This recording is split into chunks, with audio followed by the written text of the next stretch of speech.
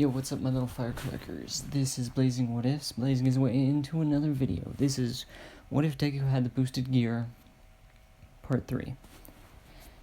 Now, from where we left off,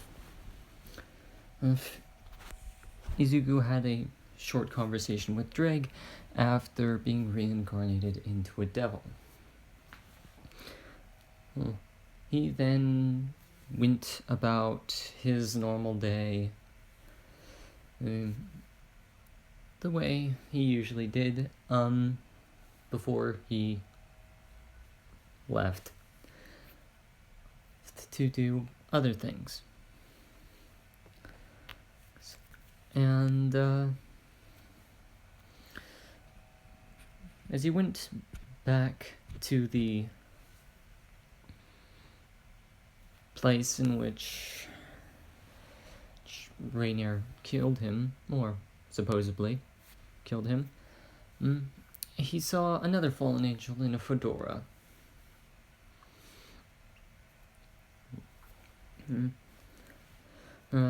Talking down to him like he was, well, trash, or less than trash. But, Zuko didn't take kindly to that at all.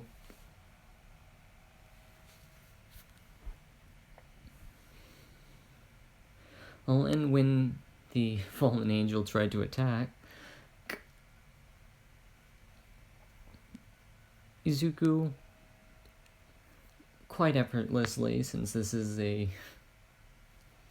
it's a low-ranking fallen angel, kills him immediately.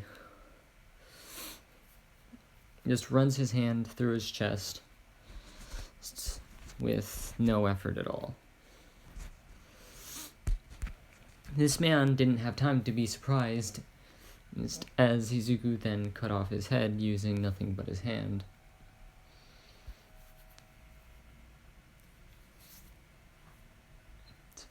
Well, a hand laced with the power of destruction. It's not like he knew that. It's not like the fallen angel knew that. And so,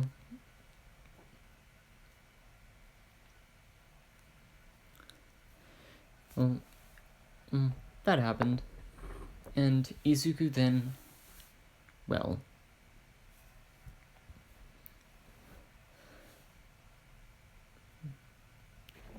saw Rias appear out of nowhere through a teleportation circle. Said, just undone. But now's not the best time to talk. We can do introductions later. He says as he uses his power of destruction to get rid of any evidence. He said, we can talk tomorrow.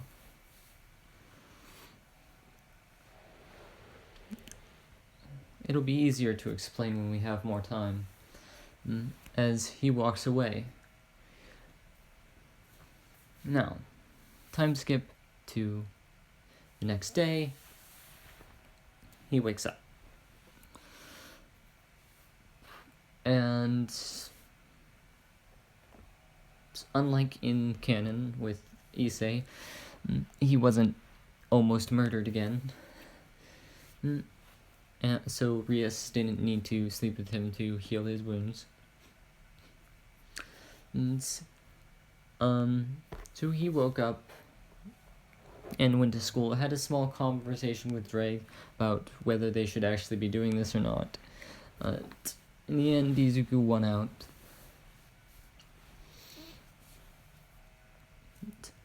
As they continued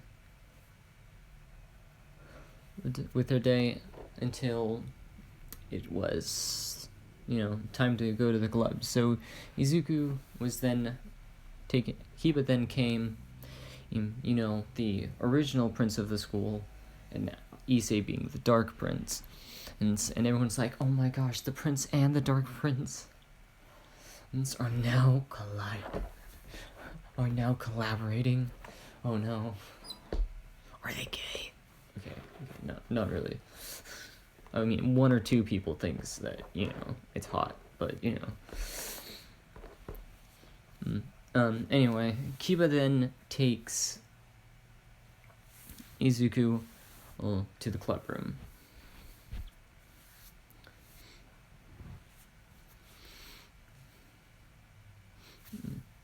And Rias has been, pondering over what this is going on, because he used the power of destruction, the power that only the Bale family and her family, because she's related to the Bales, have, because, well, it's the power of destruction. Because it's not like Lucifer ever told the Bale family that their power of destruction came from the dragon god of destruction.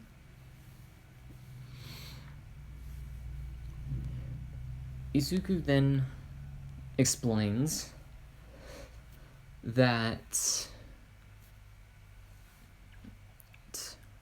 he, introduces himself. He says, "My name is Izuku Midoriya, and in time long past, as my family were great heroes of the world.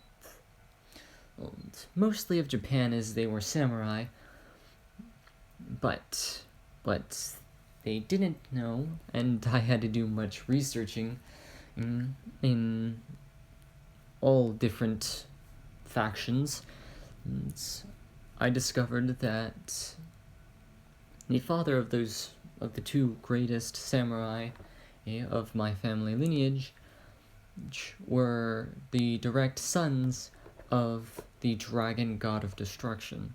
And yes, he's explaining all of this because, well, it's best he's gonna be forced to work with them now, even whether he is listening to them or not, and he's going to have to work for them now.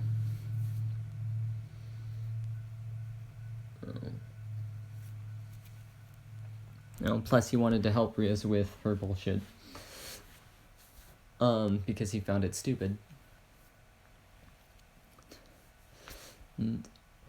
And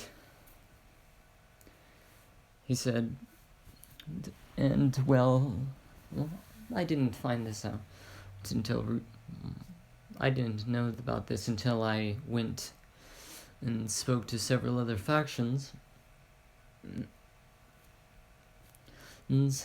And all of them are surprised by this because he hid it so well. He said he went to several other factions and found out that the dragon god of destruction had made a deal with the original Lucifer to let dragons live in hell, to live off of the nourishing fruit that existed, that could only grow in hell, to keep certain dragon species alive. Now, what happened after this is he then goes on to explain how, as part of the deal, he gave some of his power of destruction to the Bale family.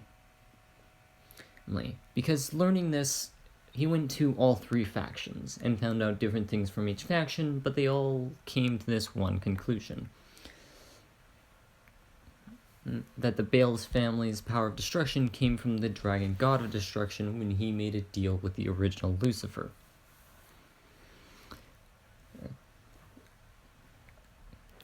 So, he says, so that would explain why I, being a descendant of the dragon god of destruction, also have the power of destruction. Still being a demigod that I am.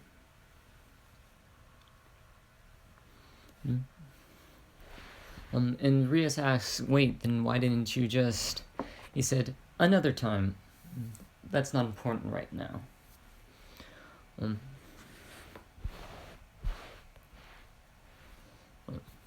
Let's just say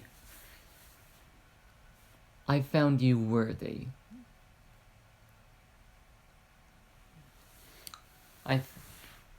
I thought you might be worthy. Now it's up to you to prove it to me. So then, do you think that you can tame a dragon? He says, kind of smirking.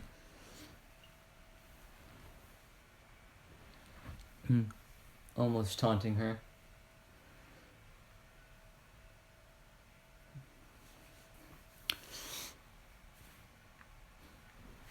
Anyway, so they all know, and they all have their reactions to this. Kiva's like chill, but on the inside he's like, oh my god. Izuku didn't explain how powerful he is, but just from the sounds of it, it sounds like he's already, high class, if not more than that, in terms of power at least. But yeah. So, that's how that goes. So everyone is surprised. Konako, not really caring. Just like, whatever. Kind of attitude still. For now. It'll change sooner or later. Now, I really just want to get through this Fallen Angel arc in this part. So, once I get through it, that's where I'm ending it. So, Izuku continues on with his day before he runs into this nun? ? She looked like a nun.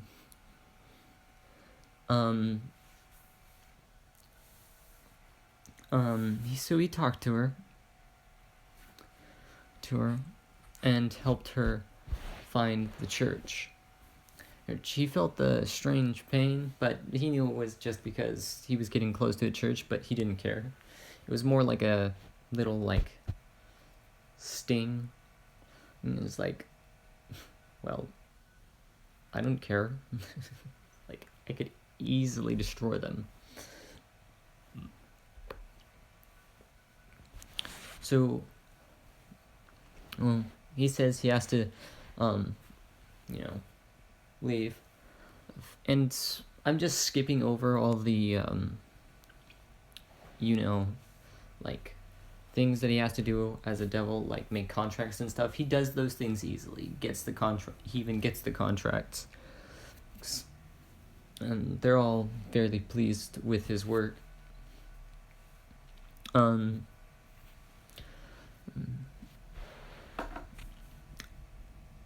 Today, when he went on one, he met a burly man-woman child who said that she wanted to be a magical girl. He was like, I could teach you how to use magic if you want. I mean, it's not that hard. And she became ecstatic at this.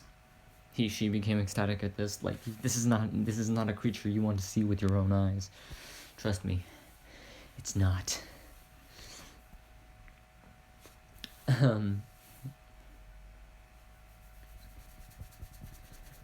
The combination just didn't look good. But anyway.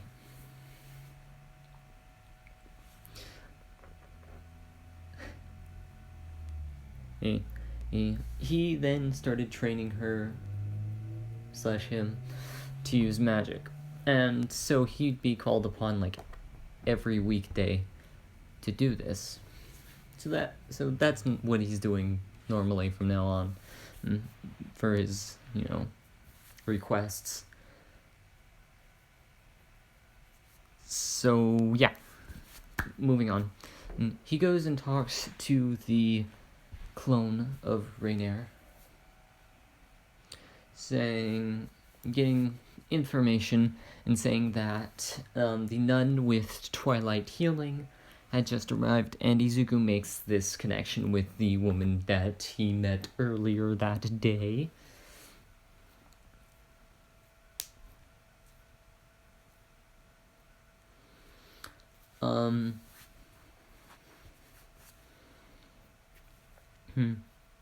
And so he starts forming a plan. And he tells her that by tomorrow night, the original Rainier will be completely under his control and actually desire to do whatever he says. Because, again, the original Rainier, the reason he did this with the original Rainier is because he knew that she'd never want to do anything. There's no way in all of existence that she'd ever willingly do anything for him. So he used this to manipulate her to the point where she was basically a different person.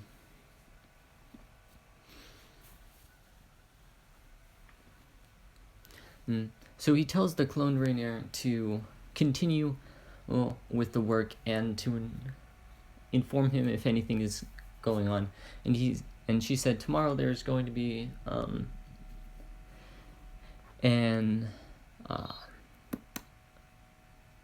what was it?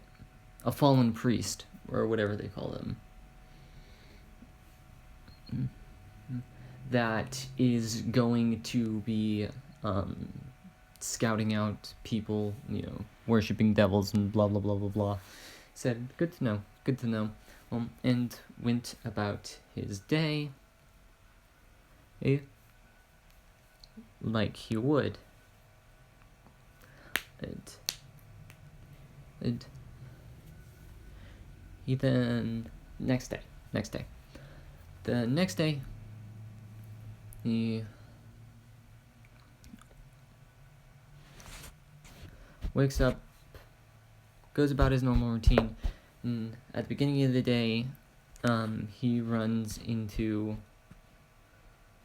the blonde-haired nun again, and they hang out for a bit, but he says he has to go to school, and she understands, and she likes, she starts to like him because he's just a nice guy. Izuku's just a nice person. And during that time, he sees her use her sacred gear to heal a boy, and she makes the connection that this girl is the one with Twilight healing that Rainier was going to steal.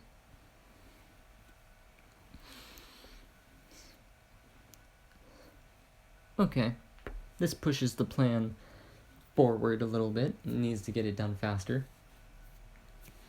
So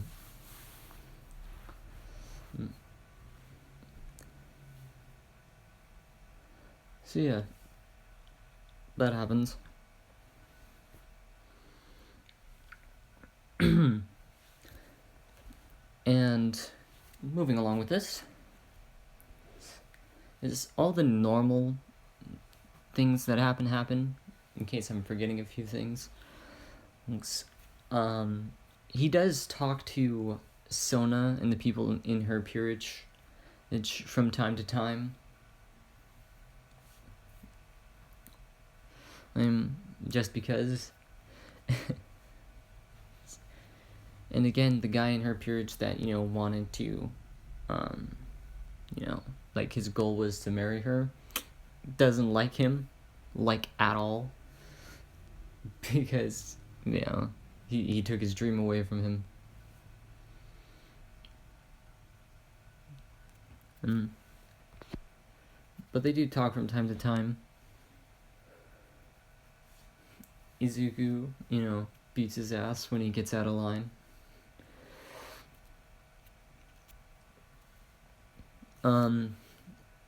And yeah, so things continue until the raid. Now the clone Rainier has been, gone. She never really existed to begin with because she didn't have a soul. She was like a puppet, basically. So she's just gone. And the real Rainier has gone back and finished, what she started, because now she actually wants to obey. She's like a loyal servant to Izuku.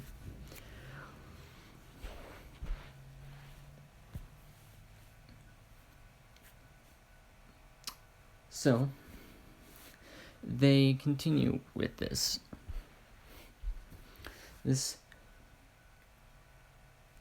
Izuku then enacts his plan as the others follow him. I didn't get that. Could you try again? I activated Siri. Ugh. Sorry about that. That was my other phone. Don't ask. Anyway, so Izuku continues with it. Starts executing his plan.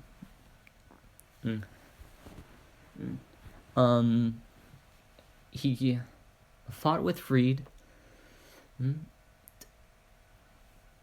And killed him, obviously. There's no way he was letting him live. He's too powerful to let him live.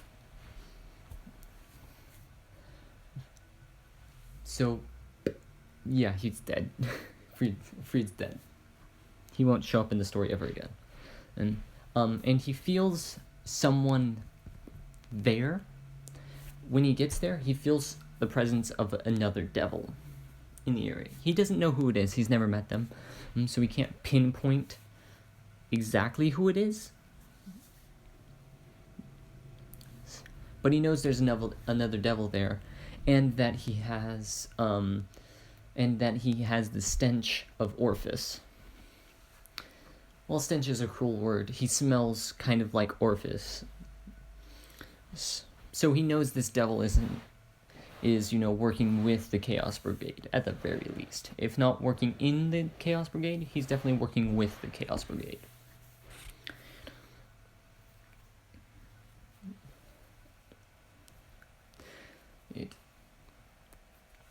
And so Izuku goes in, and he can feel this devil watching him. He can almost feel him smirking, because this devil sees him. He's like, oh, this devil thinks he's the shit. He thinks I'm gonna die in here. He's getting that vibe from this person that's watching him. He's like, oh man, he's so dead. When I find out who this is, he's so dead. That's Izuku's mindset right now. So Izuku goes in. All these people swarm him at once. And they're just starting the ritual. And Rias is already confronting the other two. The other two fallen angels. I say two, it's 3 in canon, but he already killed one of them, so it's only the 2 girls. And they're still throwing insults. Well, it's because the cloned Rainier would have still been acting like nothing was wrong. And then the real Rainier would have still acted like nothing was wrong, and then he was like some stupid idiot kind of thing. And, well, he fucked her shit up.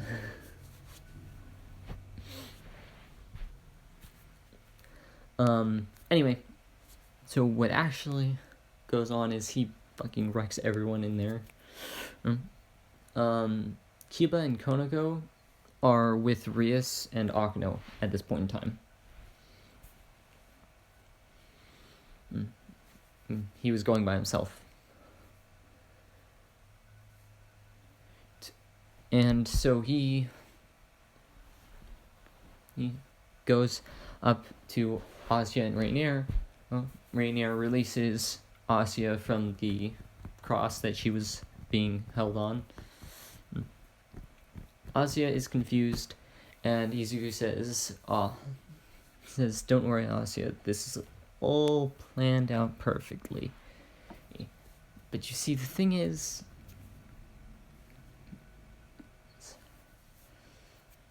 I'm a devil. And a dragon. And Asya is somewhat put off by this, because, how can a devil be so, nice? But she realizes that devils are people too. So why couldn't some of them be nice? Devils aren't inherently evil.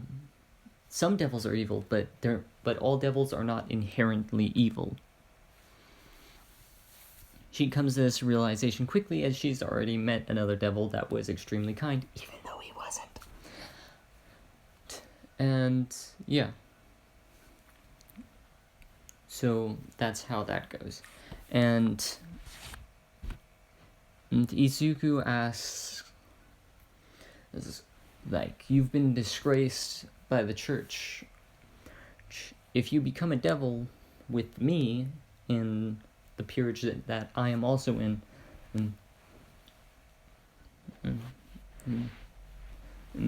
then you will be 100% safe. I'll make sure of it.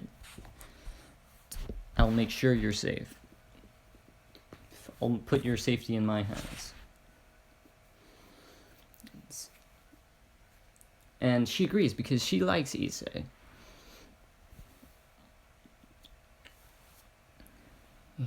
Rias gets there.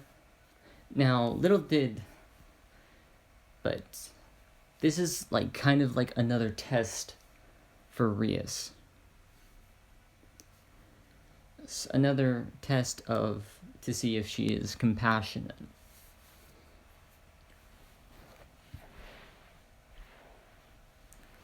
It's her last test, in fact. That isn't to say that if she does something stupid in the future, he'll continue to listen to her. If she did something stupid in the future, he would stop listening to her until she regained his trust. Regained his loyalty.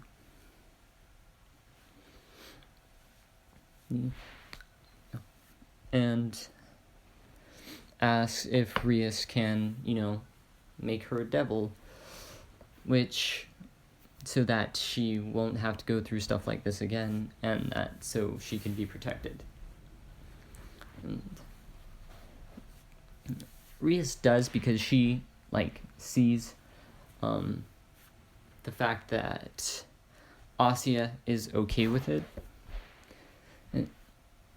But she also feels some jealousy because, not gonna lie, Izuku's hot, no homo, but he's hot. So not only that, but he's a kind and caring person, and he already explained to her that he's willing to help her with her bullshit. So, perfect guy. You don't even have to ask him and he's gonna help you. Perfect guy right there, bruh. Perfect guy. He's the kind of guy that, even if you tell him you don't need your help, he's gonna help you anyway. Because that's what heroes do. No, I'm kidding. I mean, technically it is, but you know what I'm getting at. So he still maintains that kind of mentality. And so, yeah. So, the next day, they move in. Asya moves in. Rias tends to start sleeping over at Issei's house. And, like normal, in his bed, because she's starting to feel jealous of Asya, so she wants to show that she's the master and she gets to do what she wants. Izuku's cool with it. She passed the tests that he laid out for her.